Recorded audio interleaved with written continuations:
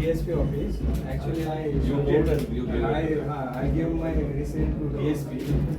Again, this is like a old office. We renovated and I shifted for hospital. Yeah, all recently they have given medicine regularly. So evening 2 hours is enough for people. Because the whole day they are regular checkup only. Regular checkup. What my plan is, like earlier we start with 4 days. Weekly once in 15 days we'll You put one camp. Small rental chair. I also. Yes. Yes, since your background is that only, that's why I insist. Nursing college. We are it's ready. We are opening everything on the same day. Same. College opening and foundation for.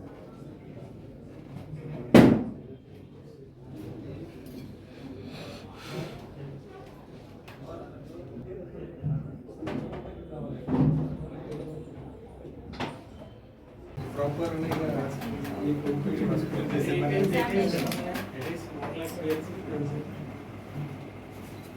old DSP officer. Yeah. The Palenda. Back side.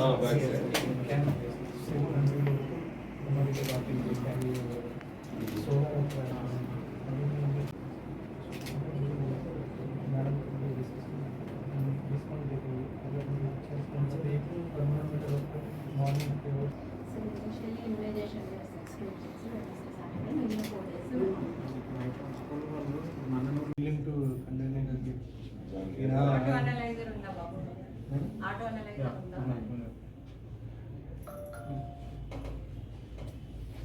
Basic blood test చేస్తారు కదా.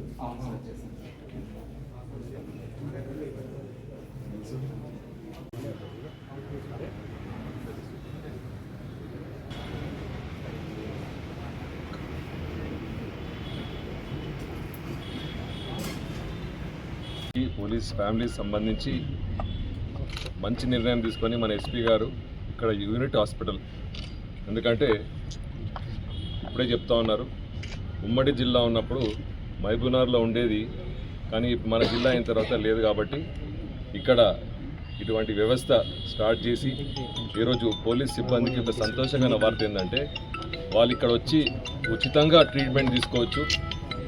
వాళ్ళు వాళ్ళ ఫ్యామిలీకి, అంటే సుమారు జిల్లా వ్యాప్తంగా 1000 మంది పోలీసులు ఉండడం, వాళ్ళకు ఎక్కడ కూడా ఉచితంగా ట్రీట్మెంట్ జరగకపోవడం. ఎందుకంటే ఆరోగ్య భద్రత స్కీమ్ అనేది ఏదో హాస్పిటల్లో ఇప్పుడే చెప్తా ఉన్నారు, వాళ్ళు హాస్పిటల్లో జాయిన్ అయిన తర్వాత ట్రీట్మెంట్, కానీ వాళ్ళకు కాకముందు ఓపీ చూడడానికి ఎక్కడ కూడా ఉచితంగా లేదు.